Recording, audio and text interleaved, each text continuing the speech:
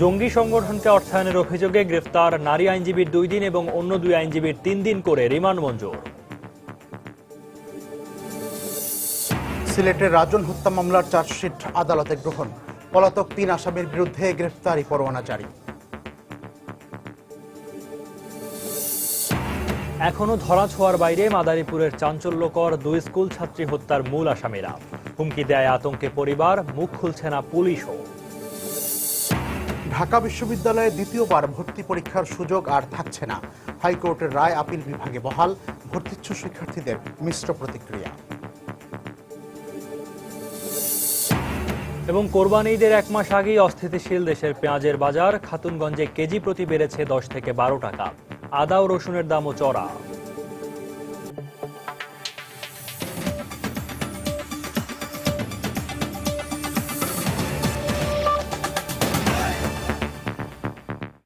বাংলার সময়ের সঙ্গে আছি আমি মিজানুর রহমান কবির এবং আমি সৌমিত্র শুভ্র।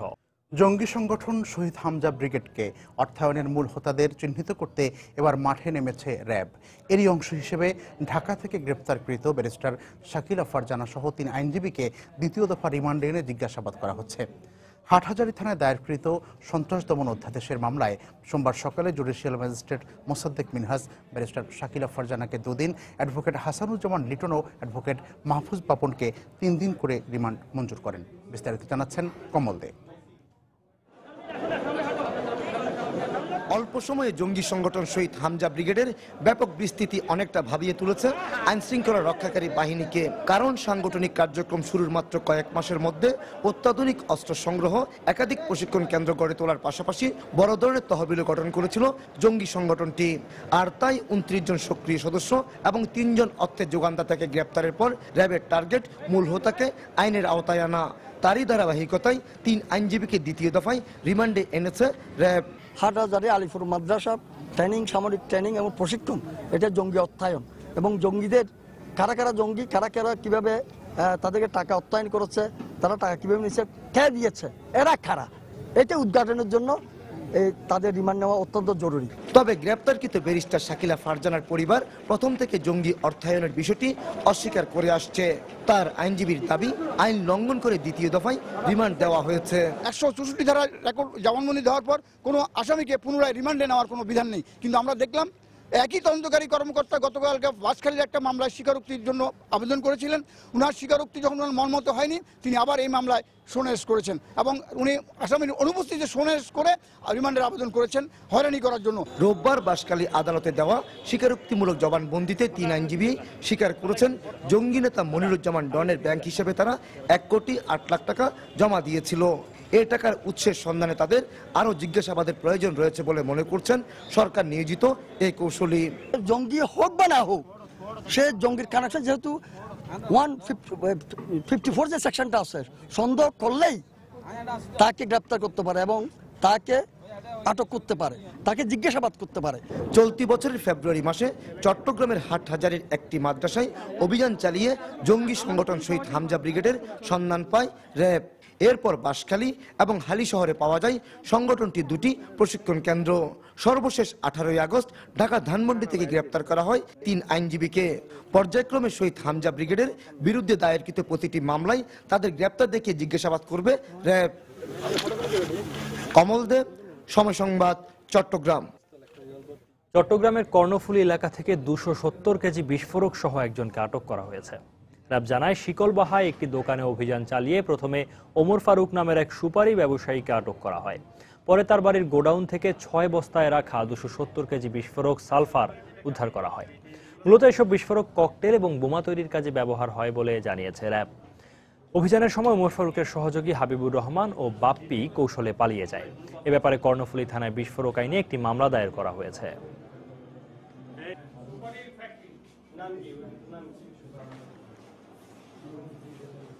নিষিদ্ধ সালফার জাতীয় বিস্ফোরক দ্রব্য আমরা উদ্ধার করেছি। এটা মূলত হলো বিভিন্ন বোমা, ককটেল এগুলা তৈরির একটা অন্যতম উপাদান এবং আমরা 270 কেজি তার কাছ থেকে পেয়েছি এবং এই ব্যাপারে আমরা আরও তার তদন্ত করতেছি। তদন্তের পরে এবং অন্যান্য যারা পলাতক আসামি আছে তাদেরও গ্রেপ্তারের পলাতক আছে হাবিবুর রহমান, তারপরে হলো বাপ্পি, এদের ব্যাপারেও আমরা প্রয়োজনীয় কার্যকর ব্যবস্থা গ্রহণ করব। সিলেটে শিশু রাজন হত্যা মামলার চার্জশিট গ্রহণ করেছেন আদালত। একই সঙ্গে পলাতক 3 আসামির বিরুদ্ধে গ্রেফতারি পরোয়ানা জারি করে তাদের মালামাল ক্রয়েরও নির্দেশ দেওয়া হয়েছে। সকালে সিলেট মেট্রোপলিটন আদালতের বিচারক শাহিদুল করিম চার্জশিট গ্রহণ করে মামলাটি আমলে নেন। পরে পলাতক 3 আসামি কামরুল, তার ভাই শামীম ও পাভেলের বিরুদ্ধে গ্রেফতারি পরোয়ানা জারি করেন। তবে জড়িত না থাকায় এই চার্জশিট থেকে দুজনের নাম প্রত্যাহার করা হয়েছে। 16 আগস্ট সৌদি আরবে পালিয়ে থাকা কামরুল সহ 13 জনের নাম উল্লেখ করে রাজন হত্যা মামলার চার্জশিট আদালতে দাখিল করে পুলিশ। তবে গত 8 জুলাই শিশু রাজনকে চোর সাজিয়ে পিটিয়ে হত্যা করে আসামিরা।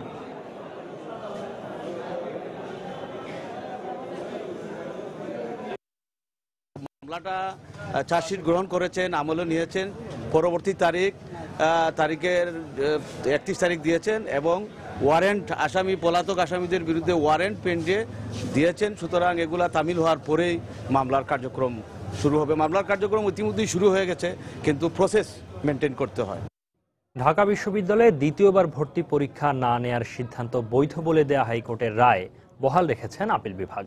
সোমবার প্রধান বিচারপতি এস.কে. সিনহার নেতৃত্বে আপিল বিভাগের 4 সদস্যের বেঞ্চ এ আদেশ দেন। এদিকে এ রায়কে স্বাগত জানিয়েছেন বিশ্ববিদ্যালয়ের উপাচার্য আ.ম. আরেফিন সিদ্দিক। তবে মিশ্র প্রতিক্রিয়া জানিয়েছেন ভর্তিচ্ছু শিক্ষার্থীরা। দ্বিতীয়বার ভর্তি পরীক্ষার সুযোগ থাকলে বিশ্ববিদ্যালয়ের অনেক আসন খালি থাকে, এর ফলে অনেক শিক্ষার্থী উচ্চশিক্ষার সুযোগ থেকে বঞ্চিত হয়। এছাড়া ভর্তি যুদ্ধে অসম প্রতিযোগিতা ঠেকাতে 2014 সালের 15 অক্টোবর দ্বিতীয়বার ভর্তি পরীক্ষা না নেওয়ার সিদ্ধান্ত নেয় ঢাকা বিশ্ববিদ্যালয়, যা কার্যকর হবে 2015-16 শিক্ষাবর্ষ থেকেই। বিশ্ববিদ্যালয় কর্তৃপক্ষের এমন সিদ্ধান্ত বাতিল চেয়ে রাজপথে আন্দোলন করে দ্বিতীয়বার ভর্তি পরীক্ষা দিতে ইচ্ছুক শিক্ষার্থীরা। আন্দোলনে সাড়া না পেয়ে উচ্চ আদালতের দ্বারস্থ হন 26 জন শিক্ষার্থীর অভিভাবক। প্রথমে আদালত দ্বিতীয়বার ভর্তি পরীক্ষা না দেওয়ার সিদ্ধান্ত কেন বাতিল করা হবে না এ বিষয়ে রুল জারি করলেও চূড়ান্ত শুনানিতে ঢাকা বিশ্ববিদ্যালয়ের সিদ্ধান্তই বৈধ বলে রায় দেন হাইকোর্ট। সোমবার হাইকোর্টের এ রায়ের বিরুদ্ধে করা আপিলও খারিজ করে দেন সুপ্রিম কোর্ট। ফলে এবছর থেকেই বন্ধ হয়ে গেল প্রাচ্যের অক্সফোর্ড ঢাকা বিশ্ববিদ্যালয়ের দ্বিতীয়বার ভর্তি পরীক্ষা দেওয়ার সুযোগ। এখন ঢাকা ইউনিভার্সিটি ভবিষ্যতে এবছর থেকে আগামীতে যত পরীক্ষা হবে সেখানে ভবিষ্যতে কেউ সেকেন্ড টাইম আর পরীক্ষা দিতে পারবে না। যারা প্রথমবার ভর্তি পরীক্ষায় অংশগ্রহণ করবে তারা বিশ্ববিদ্যালয়ের যে 6700 আসন থাকবে, এই পুরো আসনগুলোই তাদের জন্য তা নির্ধারিত থাকবে। এ রায়ে হতাশা প্রকাশ করেছেন দ্বিতীয়বার ভর্তিচ্ছু শিক্ষার্থীদের আইনজীবী। যারা ঢাকা বিশ্ববিদ্যালয়ে ভর্তি পরীক্ষায় দ্বিতীয়বার সুযোগের অপেক্ষায় ছিল, তারা আশা করেছিল আপিল বিভাগে অন্তত তাদেরকে শেষবারের মতো ভর্তি পরীক্ষার সুযোগ দিয়ে। তবে মিশ্র প্রতিক্রিয়া জানিয়েছেন ভর্তিচ্ছু শিক্ষার্থীরা। আমরা এটা ভালো পজিটিভ হিসেবে নিচ্ছি, তো এটা আমরা এখন ট্রাই করে যাবো। আর এটা আমাদের জন্য একটা ভালো দিক যে আমরা হালকা পরিশ্রমে হয়তো পেয়ে যেতে পারি চান্সটা। একদিকে পজিটিভ, আবার অন্যদিকে নেগেটিভ। আমরা যখন সেকেন্ড টাইমে দিতাম তাহলে আমরা অনেক অ্যাডভান্স হইতাম, তাহলে ঢাকা ইউনিভার্সিটি বাছাইকৃত কিছু স্টুডেন্ট পাইতো। আগামী 9 অক্টোবর খ ইউনিটের ভর্তি পরীক্ষার মধ্য দিয়ে 2015-16 শিক্ষাবর্ষের সম্মান প্রথম বর্ষের ঢাকা বিশ্ববিদ্যালয়ের ভর্তি যুদ্ধ শুরু হবে। আফজাল হোসেন, সময় সংবাদ, ঢাকা। এদিকে ঢাকা বিশ্ববিদ্যালয়ের 2015-16 শিক্ষাবর্ষে প্রথম বর্ষ স্নাতক শ্রেণীতে অনলাইন ভর্তির আবেদন প্রক্রিয়া শুরু হয়েছে। আগামী 10 সেপ্টেম্বর পর্যন্ত বিশ্ববিদ্যালয়ের ওয়েবসাইটে ভর্তি পরীক্ষার জন্য আবেদন করা যাবে। সকালে বিশ্ববিদ্যালয়ের কেন্দ্রীয় ভর্তি কার্যালয়ে আনুষ্ঠানিকভাবে এই কার্যক্রমের উদ্বোধন করেন উপাচার্য অধ্যাপক আ.ম. আরেফিন সিদ্দিক। এবছর ব্যাংক সার্ভিস চার্জ ও অনলাইন সার্ভিস সহ ভর্তি পরীক্ষার ফি 350 টাকা নির্ধারণ করা হয়েছে। ক ইউনিটের পরীক্ষা 30 অক্টোবর, খ ইউনিটের 9 অক্টোবর, গ ইউনিটের 16 অক্টোবর, ঘ ইউনিটের 6 নভেম্বর এবং চ ইউনিটের পরীক্ষা 10 অক্টোবর ও 17 অক্টোবর অনুষ্ঠিত হবে।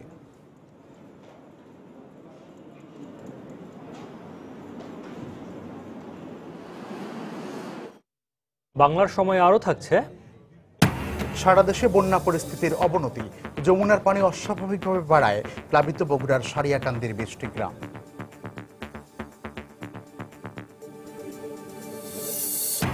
এবং চট্টগ্রামের চন্দনাইশে গণধর্ষণের দায়ে 7 জনের যাবজ্জীবন, 3 আসামি এখনো পলাতক।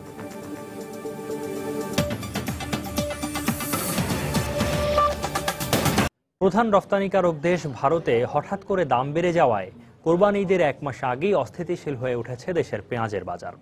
গত দুদিনের ব্যবধানে দেশের সবচেয়ে বড় পাইকারি বাজার চট্টগ্রামের খাতুনগঞ্জে কেজি প্রতি পেঁয়াজের দাম বেড়েছে 10 থেকে 12 টাকা পর্যন্ত। এছাড়া সরবরাহ সংকটে বেড়েছে আদা ও রসুনের দামও। বিস্তারিত ফেরদৌস লিপির রিপোর্টে। বৃহস্পতিবার খাতুনগঞ্জে প্রতি কেজি পেঁয়াজ বিক্রি হয় 52 থেকে 55 টাকা করে। শুক্রবার বন্ধের পর শনিবার সকালে প্রতি কেজি আরো 10 টাকা বেড়ে 62 টাকা থেকে 65 টাকা পর্যন্ত বিক্রি হয়। কিন্তু কয়েক ঘন্টার ব্যবধান অর্থাৎ বিকেলে এসে দাঁড়ায় 70 টাকায়, আর বাড়তে বাড়তে রোববারে ঠেকেছে 75 টাকায়। আর দামের এই ক্রম ঊর্ধ্বমুখিতার জন্য ভারতের পেঁয়াজের বাজারকে দায়ী করছেন ব্যবসায়ীরা। বন্যা হওয়ার কারণে ভারতে আমদানি কম, ভারত থেকে মাল বাংলাদেশে পড়তাই 75 টাকা, এই বাজারটা বাড়ছে। ইন্ডিয়ার থেকে বাংলাদেশ বর্ডার ঢুকছে, বর্ডার থেকে আমরা কিনে বেচা করতেছি, ওখান থেকে আমরা কিনতেছি। বা এখন আজকের বাজারে শুনলাম ওখান থেকে 74-75 চাচ্ছে, এখনো শুনতেছি নাকি বর্ডার বলতেছে আজকের বাজার ওইখানে 74 টাকা। এদিকে পেঁয়াজের ক্ষেত্রে ভারতের উপর নির্ভরশীল হলেও দাম নিয়ন্ত্রণে রাখতে বিকল্প হিসেবে মিয়ানমার, চীন, মিশর সহ অন্যান্য দেশ থেকে পেঁয়াজ আমদানি শুরু করেছেন ব্যবসায়ীরা। হঠাৎ দাম বাড়ে যাওয়ার কারণে কাস্টমার একটু কম ধরতেছে বা কম হচ্ছে। পার্শ্ববর্তী দেশ বার্মা আছে, বার্মা থেকে আসবে। এক সপ্তাহের ভিতরে বাইরের মালগুলো আসলে এখানে বাজারটা রেটটা কিছুটা শিথিল হবে। যদি আসে তাহলে কমে যাবে, ক্রমান্বয়ে কমে যাবে। অ্যাভেলেবেল এখন তো প্রতি ঘরে পেঁয়াজ নেই। অন্যদিকে সরবরাহ কম থাকায় বাড়তির দিকে আদা ও রসুনের দামও। এই ক্ষেত্রে দুদিনের ব্যবধানে প্রতি কেজি আদা 5 টাকা এবং রসুন 2 টাকা করে বেড়েছে। আদা মার্কেটে না থাকায় চাহিদা হিসেবে মার্কেটে কম। আগে আমরা বেশি 60 টাকা 62 টাকা, এখন বর্তমানে 500 টাকা বেড়ে গেছে, 68-70 টাকা চাই মার্কেটে। রসুনের দাম একটু পোর্টে বেশি, তাই রসুনের দাম বাড়ছে। দেশি আদা তো নাই এখন, আপনার 70-90 টাকা, কিন্তু এখন আমরা বেচতেছি 65-70 টাকা। ব্যবসায়ীরা জানান দেশে বছরে পেঁয়াজের চাহিদা রয়েছে 18 লাখ মেট্রিক টন, রসুন 5 লাখ এবং আদার চাহিদা 3 লাখ মেট্রিক টনের মতো। ফেরদৌস লিপি, সময় সংবাদ, চট্টগ্রাম। এদিকে ভারতে পেঁয়াজ নষ্ট হয়ে যাওয়া এবং আমদানিকারকদের বাড়তি দামে কেনার কারণে হিলি স্থলবন্দরে আজও বাড়তি দামে বিক্রি হচ্ছে পেঁয়াজ। হিলিতে আজ প্রতি কেজি পেঁয়াজ বিক্রি হচ্ছে 68 থেকে 70 টাকায়। গতকালই দাম ছিল 60 থেকে 62 টাকা, আর দুদিন আগে প্রতি কেজি পেঁয়াজ বিক্রি হতো 40 থেকে 45 টাকায়। অল্প সময়ের ব্যবধানে পেঁয়াজের দাম এতটা বেড়ে যাওয়ায় বিপাকে পড়েছেন সাধারণ ক্রেতারা, আর বিক্রেতাদের দাবি বাড়তি দামে কিনতে হয় বাজারেও চড়া দামে পেঁয়াজ বিক্রি করতে হচ্ছে। তবে হিলি কাস্টমস কর্তৃপক্ষ জানিয়েছে ভারত থেকে আজ আরও 20টি পেঁয়াজ বোঝাই ট্রাক দেশে প্রবেশের অপেক্ষায় রয়েছে।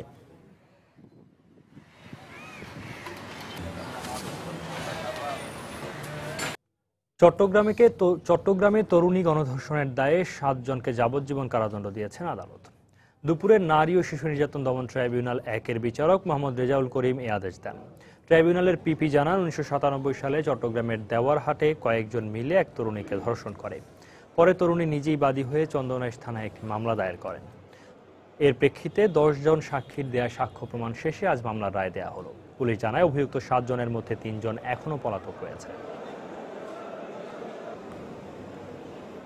এদিকে রংপুরে স্বামী হত্যার দায়ে স্ত্রী সুফিয়া বেগমকে মৃত্যুদণ্ডাদেশ দিয়েছেন আদালত।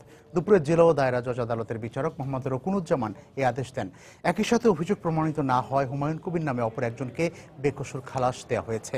মামলা সূত্রে জানা যায় পারিবারিক কলহের জের ধরে 2010 সালে নগরের মাহিগঞ্জ এলাকার ব্যবসায়ী আহসানুল হক বেলালকে ঘুমের ওষুধ খাইয়ে হত্যা করে তার স্ত্রী সুফিয়া বেগম। এ ঘটনায় নিহতের বড় ভাই বুলবুল আহমেদ বাদী হয়ে সুফিয়া বেগম সহ 2 জনকে আসামি করে মামলা করেন।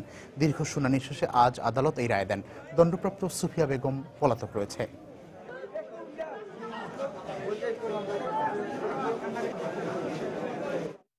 এখনও ধরাছোঁয়ার বাইরে মাদারীপুরের চাঞ্চল্যকর 2 স্কুল ছাত্রী হত্যার মূল আসামিরা।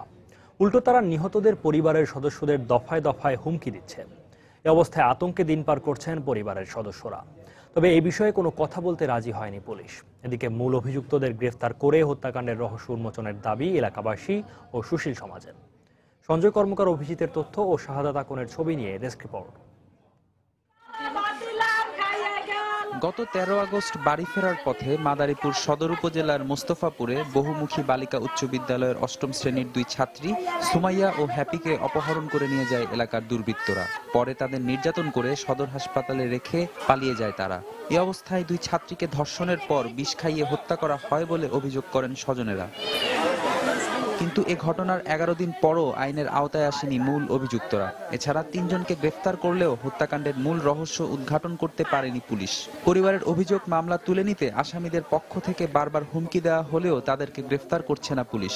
এই অবস্থায় ন্যায় বিচার নিয়ে শঙ্কায় দিন কাটাচ্ছে নিহতদের পরিবার। বলে যে ওরা কয়দিন থাকবে, এই বিচার হবে, এরপরে আর দেশে থাকা লাগবে না, ধুলাও তুম না বাড়ি ঘরে একটু ধুলাও থুয়ে দেব না। ওই কি করবে, তা কি হইবে, তা কয়দিন পরে দেখমু, এই নানান বিধি দেখেছি। আমাকে তো মাথায় এমনি ঠিক নেই, তা আমরা কি বাঁচতে পারবো না?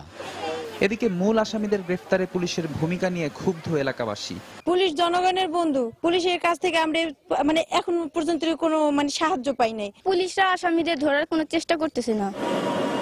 অবশ্য এ বিষয়ে ক্যামেরার সামনে কথা বলতে রাজি হননি জেলা পুলিশের কোনো কর্মকর্তা। তবে দ্রুত সময়ের মধ্যে হত্যাকাণ্ডের রহস্য উদ্ঘাটনের দাবি সুশীল সমাজের। পুলিশ প্রশাসন এবং গোয়েন্দা সংস্থার উচিত মূল আসামিদের ধরে ওদেরকে আইনের আওতায় এনে শাস্তির ব্যবস্থা করা। সত্যটা উদ্ঘাটন করা না হলে এখন যে পরিবেশ সৃষ্টি হয়েছে তাতে আস্তে আস্তে এটা এই অন্যদিকে চলে যাবে। এ ঘটনায় গত 14 আগস্ট 7 জনের নাম উল্লেখ করে সদর থানায় মামলা দায়েরের পর রকিব, শিপন ও রফিকুল নামে 3 জনকে গ্রেফতার করে পুলিশ। তবে এখনো পলাতক রয়েছে রানা সহ প্রধান 4 আসামি। সময় সংবাদ, মাদারীপুর। বরিশালে দুটি স্কুলের বেশ কয়েকজন শিক্ষার্থী মাস হিস্টেরিয়া রোগে আক্রান্ত হয়েছে। তাদের শেরেবাংলা মেডিকেল কলেজ হাসপাতালে ভর্তি করা হয়েছে। সদর উপজেলার চরকাউয়া নয়ানী মাধ্যমিক বিদ্যালয় এবং আজাদ প্রাইমারি স্কুলের মোট 35 জন শিক্ষার্থী। এ সময় তাদের শরীরে খিঁচুনি দেখা দেয় এবং কেউ কেউ অজ্ঞান হয়ে পড়ে। পরে দ্রুত তাদের হাসপাতালে নিয়ে আসেন শিক্ষকরা। চিকিৎসকরা জানান, সাধারণত 6 থেকে 16 বছরের শিশুদের মধ্যে এ ধরনের অসুস্থতার প্রবণতা দেখা যায়। অসুস্থ শিক্ষার্থীদের যথাযথ চিকিৎসা দেওয়া হচ্ছে বলেও তিনি জানান। সাধারণত এটা অজ্ঞান হয়ে যাওয়া, বমির ভাব, খিঁচুনি, মাসেল দুর্বলতা এইভাবে প্রকাশ পায়। তো সাধারণত এ রোগের কোনো চিকিৎসা লাগে না, একটুখানি ধৈর্য ধরে শোনা এবং তাদেরকে বোঝানো এবং কখনো কখনো একটু ভিটামিন স্যালাইন এই জাতীয় চিকিৎসা সাধারণত 2 ঘন্টা থেকে 1 দিনের মধ্যে সুস্থ হয়ে যায়। যমুনার পানি অস্বাভাবিকভাবে বেড়ে যাওয়ায় বগুড়ার সারিয়াকান্দি উপজেলার 6টি ইউনিয়নের 20টি গ্রাম প্লাবিত হয়েছে। নিরাপদ আশ্রয়ের জন্য সবাই ছুটছেন অন্যত্র। পানিবন্দী মানুষ খোলা আকাশের নিচে বিশুদ্ধ পানি, খাবার অভাবে মানবেতর জীবনযাপন করছেন। তবে জেলা প্রশাসন জানিয়েছে, চাল সহ শুকনো খাবারের বরাদ্দ দেয়া হয়েছে। মাজেদুর রহমানের তথ্য এবং রবিউল ইসলাম রবির ছবি নিয়ে ডেস্ক রিপোর্ট। গত জুলাই মাসে চন্দনবাইশা, কুতুবপুর, কামালপুর ও কুর্নিবাড়ি ইউনিয়নের মধ্যে দিয়ে 8 কিলোমিটার বাঁধ নির্মাণ করে পানি উন্নয়ন বোর্ড। নদী থেকে 1 কিলোমিটার দূরে এই বাঁধ নির্মাণ করায় নদীর তীরবর্তী বাঁধের বাইরে থেকে যায় প্রায় 60,000 পরিবার। কিন্তু গত কয়েকদিনে যমুনার পানি বাড়ায় বাঁধের বাইরে পানিবন্দী হয়ে পড়েছে প্রায় 30,000 মানুষ। খাবার, বিশুদ্ধ পানি ও পয় নিষ্কাশনের ব্যবস্থা না থাকায় পানিবন্দী মানুষেরা চরম দুর্ভোগের মধ্যে দিন কাটাচ্ছেন। খাবার পানি নেই, মানুষের প্রসাব, পায়খানা, টয়লেট সবকিছু নষ্ট হয়ে গেছে। মানুষের আসবাবপত্র, জিনিসপাতি সবকিছু ভেসে গেছে। প্রত্যেক বাড়িতে পানি ঢুকে গেছে। ঢুকে যাওয়াতে তারা কোনো জায়গায় দাঁড়িয়ে থেকে যে একটু পাক করবে সে জায়গাটুকু নাই ভিতরে। এখন পুনর্বাসনের জন্য যদি একটা ব্যবস্থা করা হয় তাহলে সকলেরই এই পূর্বের সাইডে সকল লোকেরই ভালো হবে। বাঁধের বাইরে 48টি প্রাথমিক বিদ্যালয়ে পানি ঢোকায় স্কুলে যেতে পারছেন না শিক্ষার্থীরা। এসব বিদ্যালয় এখন বন্ধ রয়েছে। আমি ক্লাস 8-এ পড়ি। আমাদের স্কুল এখন পানির ভিতরে গেছে। স্কুল নদীর ভিতরে যাওয়ার কারণে আমি স্কুলে যাইতে পারি। এদিকে জেলা প্রশাসন থেকে জরুরি ভিত্তিতে পানিবন্দী মানুষদের জন্য 10 মেট্রিক টন চাল সহ শুকনো খাবারের বরাদ্দ দিয়েছে। প্রায় 6টি ইউনিয়ন বন্যা কবলিত হয়েছে। চাল বরাদ্দ করা হয়েছে জেলা প্রশাসনের তরফ থেকে, সরকারের তরফ থেকে, এবং জেলা পর্যায়ে, উপজেলা পর্যায়ে দুর্যোগ ব্যবস্থাপনা কমিটির সভা করা হয়েছে। যমুনার পানি বর্তমানে বিপদসীমার উপর দিয়ে প্রবাহিত হচ্ছে। পানি উন্নয়ন বোর্ড আভাস দিয়েছে পানি আরও বাড়বে। সময় সংবাদ, বগুড়া। টানা বৃষ্টি আর উজানের ঢলে নদ নদীগুলো পানি বৃদ্ধি পাওয়ায় দেশের বিভিন্ন জেলায় বন্যা পরিস্থিতির আরও অবনতি ঘটেছে। বন্যা কবলিত এসব জেলায় খাদ্য সংকটের পাশাপাশি দেখা দিয়েছে ওষুধ ও বিশুদ্ধ পানির অভাব। এ অবস্থায় এখনও ক্ষতিগ্রস্ত এলাকার ত্রাণ সরবরাহ অপর্যাপ্ত বলে অভিযোগ করছেন বন্যা দুর্গত মানুষ। জেলা প্রতিনিধিদের পাঠানো তথ্য ছবি নিয়ে ডেস্ক রিপোর্ট। গাইবান্ধায় নদ নদীর পানি বৃদ্ধি পাওয়ায় জেলার বন্যা পরিস্থিতির অবনতি হয়েছে। পানিবন্দী হয়ে পড়েছেন সাঘাটা, সুন্দরগঞ্জ ও ফুলছড়ি উপজেলার প্রায় 65,000 মানুষ। এদিকে ব্রহ্মপুত্র নদের পানির চাপে সাঘাটা উপজেলার গোবিন্দপুর ইউনিয়নে টিয়ার বাঁধের কিছু অংশ ভেঙে যাওয়ায় নতুন করে প্লাবিত হয়েছে এখানকার কয়েকটি গ্রাম। পানিগুলো ঢুকছে, এখানে আমাদের প্রায় 300-400 পরিবার পানিবন্দী। আমাদের এই ইউনিয়নে শুকনো খাবার প্রয়োজন, ওষুধ প্রয়োজন। সিরাজগঞ্জে নতুন করে কাজীপুর উপজেলার 9টি ইউনিয়ন সহ সদর, বেলকুচি, চৌহালি উপজেলার বেশ কয়েকটি গ্রাম প্লাবিত হয়েছে। এসব গ্রামে বন্যায় ফসলাদি নষ্ট হওয়ায় বিপাকে পড়েছেন কৃষকরা। কেউ দেখতে আসে না, চুলে চুলে সব ডুবে গেছে গা, কোনে থাকি কোনে খায়, কোন আনতে যাবার পাইতেছি না, কষ্ট হয়ে গেছে গা, ফল পাল না যায় কোন ঘরের মধ্যে পেট নিয়েছে আর কি সব চলে আছে। কুড়িগ্রামে বন্যার সার্বিক পরিস্থিতি অপরিবর্তিত থাকলেও গত কয়েকদিনের বন্যায় বিপর্যস্ত সাধারণ মানুষের জীবনযাত্রা। বন্যা কবলিত এলাকায় এখনো ত্রাণ না পৌঁছানোয় বিপাকে পড়েছেন হাজার হাজার মানুষ। তবে ক্ষতিগ্রস্তদের মাঝে ত্রাণ বিতরণের ব্যবস্থা নেওয়া হচ্ছে বলে জানিয়েছেন জেলা প্রশাসক। আমাদের 500 মেট্রিক টন জিআর চাল এবং 10 লক্ষ টাকা নগদ বরাদ্দ প্রদানের জন্য এবং 15 লক্ষ টাকা গৃহ নির্মাণ মঞ্জুরি বরাদ্দের জন্য ইতিমধ্যেই জেলা ঢাকা ত্রাণ অধিদপ্তরে জরুরি ফ্যাক্স বার্তা প্রেরণ করা হয়েছে। এছাড়া নওগাঁয় আত্রাই নদীর বাঁধ ভেঙে এই উপজেলার 11টি ইউনিয়নের শতাধিক গ্রাম প্লাবিত হয়েছে। ভেসে গেছে এখানকার 300 পুকুরের মাছ। রাস্তাঘাট পানিতে তলিয়ে যাওয়ায় নওগাঁর সাথে আত্রাই উপজেলার সড়ক যোগাযোগ বিচ্ছিন্ন রয়েছে। টানা বর্ষণ আর উজান থেকে নেমে আসা ঢলে শেরপুরে ভোগাই নদীর বাঁধ ভেঙে প্লাবিত হয়েছে নালিতাবাড়ি, ঝিনাইগাতি ও শ্রীবর্দী উপজেলার 86টি গ্রাম। এদিকে গত কয়েকদিনের বন্যায় তলিয়ে গেছে বিস্তীর্ণ এলাকার ফসলি জমি। ফেরদৌস নির্ঝর, সময় সংবাদ। নাব্য সংকটে 4 দিন ধরে বন্ধ রয়েছে শিমুলিয়া কাওড়াকান্দি নৌ রুটে ফেরি চলাচল। এ কারণে ঘাটের দুপাশে পারাপারের অপেক্ষায় রয়েছে কয়েকশো যানবাহন। এদিকে তীব্র স্রোতের কারণে পাটুরিয়া দৌলতদিয়া রুটের ফেরি চলাচলও ব্যাহত হচ্ছে। এতে চরম ভোগান্তি পোহাচ্ছেন সাধারণ যাত্রীরা। মুন্সিগঞ্জ থেকে ফারজানা মির্জা ও মানিকগঞ্জ থেকে ইউসুফ আলীর পাঠানো তথ্য ছবি নিয়ে ডেস্ক রিপোর্ট। নাব্য সংকটের কারণে শুক্রবার থেকে বন্ধ রয়েছে শিমুলিয়া কাওড়াকান্দি নৌ রুটের ফেরি চলাচল। তবে গত 2 দিন ধরে কুসুমকলি নামের ছোট একটি ফেরি দিয়ে চলাচল করলেও রোববার রাতে সেটিও বিকল হয়ে যায়। এদিকে ফেরি চলাচল বন্ধ হওয়ায় এখনো দুপারে বাস ও পণ্যবাহী ট্রাক সহ শত শত যানবাহন আটকা পড়েছে। এতে চরম দুর্ভোগে পড়েছেন চালক ও যাত্রী সহ বিভিন্ন শ্রেণী পেশার মানুষ। নষ্ট হচ্ছে কোটি কোটি টাকার কাঁচামাল। একটা সপ্তাহ আমরা যে থাকবো, আমার পকেটে টাকা নেই, আমার খাওয়ানোর টাকা থাকে না, আমরা কোম্পানিতে কি বুঝটা দিব, কবে পার হবো এইটা আমরা আমাদের নিশ্চিত নেই। ঠিক মতন যাইয়া পৌঁছা যায় না, ঠিক মতো যাই অফিস করা যায় না। সরকার একটু প্রত্যেক দিকে আমাদের এগুলো পার করার জন্য সরকারের কাছে আমরা আবেদন জানাই। এদিকে তীব্র স্রোতের কারণে মানিকগঞ্জের পাটুরিয়া দৌলতদিয়া নৌ রুটের ফেরি পারাপার ব্যাহত হচ্ছে। স্বাভাবিক সময়ের চেয়ে বেশি সময় লাগায় ফেরির ট্রিপ কমে গেছে। এ কারণে ঘাটের দুপারে দীর্ঘ সময় আটকে থাকতে হচ্ছে পারাপারের অপেক্ষায় থাকা যানবাহনকে। এতে ভোগান্তি পোহাতে হয় সাধারণ যাত্রীদের। অনেক অনেক কষ্ট হইতেছে আমাদের। এখনো মনে হয় যে আরো 1 ঘন্টা ফেরি পাবো কিনা সন্দেহ আছে। কষ্ট হলো, ফেরি যখন পাবো তখনই যাওয়া লাগবে। তবে যানবাহনের চাপ সামলাতে এ রুটে নতুন ফেরি যুক্ত করা হয়েছে বলে জানালেন ঘাট ব্যবস্থাপক। 2-1 দিনের মধ্যেই এই পরিস্থিতি উন্নতি হবে এবং মানুষ সুন্দরভাবে ঘরে ফিরবে এবং কোনো ঘাটে কোনো ভোগান্তি হবে না বলে আমরা আশা রাখি। সারা দেশের সঙ্গে দক্ষিণাঞ্চলের সড়ক যোগাযোগে অন্যতম মাধ্যম শিমুলিয়া কাওড়াকান্দি এবং পাটুরিয়া দৌলতদিয়া রুট, যেখানে ছোট বড় 33টি ফেরিতে প্রতিদিন অন্তত 3000 যানবাহন পারাপার হচ্ছে। নিয়ন মোহাইমেন, সময় সংবাদ। 10 দফা দাবিতে নোয়াখালীর আব্দুল মালেক উকিল মেডিকেল কলেজের শিক্ষার্থীরা অধ্যক্ষের কক্ষ প্রধান ফটকে তালা ঝুলিয়ে বিক্ষোভ করেছে। দুপুর 12টা থেকে টানা 5 ঘন্টা বিক্ষোভ করে তারা। এক পর্যায়ে কলেজের প্রধান ফটক ও অধ্যক্ষের কক্ষে তালা ঝুলিয়ে দেওয়া হয়। আন্দোলনকারী শিক্ষার্থীরা অভিযোগ করেন, দীর্ঘদিন থেকে অ্যানাটমি, ফরেনসিক, প্যাথোলজি সহ বেশ কয়েকটি বিষয়ের শিক্ষক সংকট রয়েছে। এছাড়া হোস্টেল, খাবার পানি সহ আরও নানা সংকটে প্রতিদিন ভোগান্তি পোহাতে হচ্ছে তাদের। দীর্ঘদিন এসব দাবি কর্তৃপক্ষকে জানানো হলেও এর কোনো সুরাহা হচ্ছে না। পরে কর্তৃপক্ষের আশ্বাসের ভিত্তিতেই তালা খুলে নেয় শিক্ষার্থীরা। সাতক্ষীরায় ভূমিহীন 2 গ্রুপের সংঘর্ষের পর গণপিটুনিতে 2 জন নিহত হয়েছেন। এছাড়া সংঘর্ষের সময় আহত হয়েছেন কমপক্ষে 5 জন। এই ঘটনায় 5 জনকে আটক করা হয়েছে। পুলিশ জানায়, ভোরে কালীগঞ্জ উপজেলার চিংড়িখালী ভূমিহীন পল্লীতে এই সংঘর্ষ হয়। এলাকার কিছু খাস জমি দখল নিয়ে আশরাফ মীরের গ্রুপ ও করিম গ্রুপের দীর্ঘদিন ধরে বিরোধ চলে আসছিল। এরই জের ধরে আজ করিম গ্রুপের লোকজনের ওপর হামলা চালায় প্রতিপক্ষ। এ সময় বেশ কিছু গুলি ছোড়া হয় এবং বোমার বিস্ফোরণ ঘটানো হয় বলে অভিযোগ করেন স্থানীয়রা। পরে 3 জনকে গণপিটুনি দিয়ে পুলিশে সোপর্দ করে এলাকাবাসী। গুরুতর আহত অবস্থায় তাদের কালীগঞ্জ স্বাস্থ্য কমপ্লেক্সে পাঠানো হলে কর্তব্যরত চিকিৎসক 2 জনকে মৃত ঘোষণা করেন। ঘটনাস্থল থেকে পুলিশ একটি পাইপ গান, 2 রাউন্ড গুলি এবং 2টি তাজা বোমা উদ্ধার করেছে। পরিস্থিতি নিয়ন্ত্রণে ঘটনাস্থলে অতিরিক্ত পুলিশ মোতায়েন করা হয়েছে।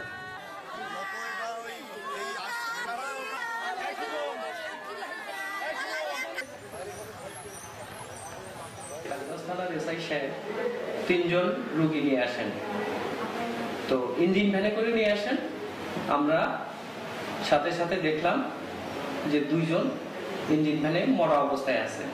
আমরা ঘটনাস্থলে গিয়ে 3 জনকে আহত অবস্থায় উদ্ধার করি, যার 2 জন পরবর্তীতে হসপিটালে মারা যায় আপনারা জানেন।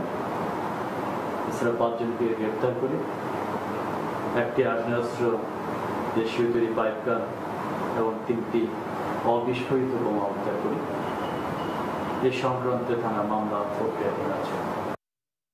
রাজশাহীতে সময় সংবাদের চিত্র সাংবাদিক হাবিবুর রহমান পাপ্পুর ওপর সন্ত্রাসী হামলা ও সাংবাদিকদের নাম ভাঙিয়ে চাঁদাবাজির প্রতিবাদে মানববন্ধন ও বিক্ষোভ সমাবেশ করেছেন সংবাদকর্মীরা। বেলা 11:30টার দিকে নগরীর 0 পয়েন্টে বাংলাদেশ ফটো জার্নালিস্ট অ্যাসোসিয়েশনের আয়োজনে এই কর্মসূচি পালন করা হয়। এ সময় তারা চিত্র সাংবাদিক হাবিবুর রহমান পাপ্পুর ওপর হামলাকারীদের দৃষ্টান্তমূলক শাস্তির দাবি জানান। পাশাপাশি সাংবাদিকদের নাম ভাঙিয়ে যারা চাঁদাবাজি করছে তাদেরকেও গ্রেপ্তারের দাবি জানানো হয় এই কর্মসূচি থেকে। এর আগে গেল 21 আগস্ট সন্ধ্যায় নগরীর দড়িখরবনা এলাকায় পাপ্পুর ওপর হামলা চালায় দুর্বৃত্তরা। এ ঘটনায় আসিফ নামে একজনকে গ্রেফতার করেছে পুলিশ।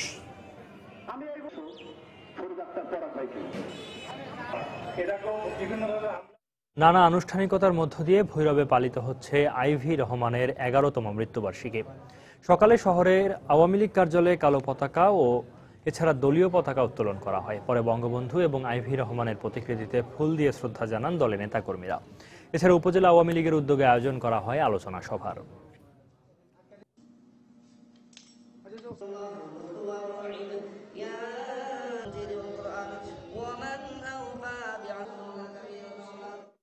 দিনাজপুরে ইয়াসমিন হত্যা দিবসে মানববন্ধন করেছে বাংলাদেশ মহিলা পরিষদ। সকাল 10:30টার দিকে প্রেস ক্লাবের সামনে ঘণ্টাব্যাপী এই কর্মসূচি পালিত হয়। এতে ব্যানার, ফেস্টুন সহ সংগঠনটির নেতাকর্মীরা অংশ নেন। এ সময় বক্তারা দেশব্যাপী নারী নির্যাতন বন্ধে সামাজিক সচেতনতা বৃদ্ধি সহ সকলকে ঐক্যবদ্ধ হয়ে প্রতিরোধ গড়ে তোলার আহ্বান জানান।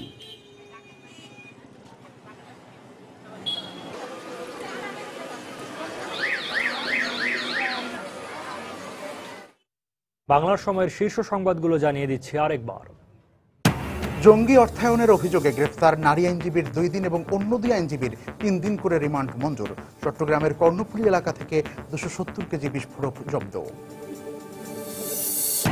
সিলেটে রাজন হত্যা মামলার চার্জশিট আদালতে গ্রহণ, পলাতক 3 আসামির বিরুদ্ধে গ্রেফতারি পরোয়ানা জারি। এখনো ধরাছোঁয়ার বাইরে মাদারীপুরের চাঞ্চল্যকর 2 স্কুল ছাত্রী হত্যার মূল আসামিরা। হুমকি দেয় আতঙ্কে পরিবার, মুখ খুলছে না পুলিশও। ঢাকা বিশ্ববিদ্যালয়ে দ্বিতীয়বার ভর্তি পরীক্ষার সুযোগ আর থাকছে না। হাইকোর্টের রায় আপিল বিভাগে বহাল। ভর্তি ইচ্ছুক শিক্ষার্থীদের মিশ্র প্রতিক্রিয়া। এবং কোরবানি ঈদের 1 মাস আগেই অস্থিতিশীল দেশের পেঁয়াজের বাজার। খাতুনগঞ্জে কেজি প্রতি বেড়েছে 10 থেকে 12 টাকা। আদা ও রসুনের দামও চড়া। এই ছিল বাংলার সময়ে। যে কোনো খবর পেতে ভিজিট করুন সময়নিউজ.tv। এছাড়া এইমাত্র পাওয়া খবর আপনার মোবাইলে পেতে SMS করুন *SN লিখে পাঠিয়ে দিন 16242 নম্বরে। সঙ্গে থাকুন সময়।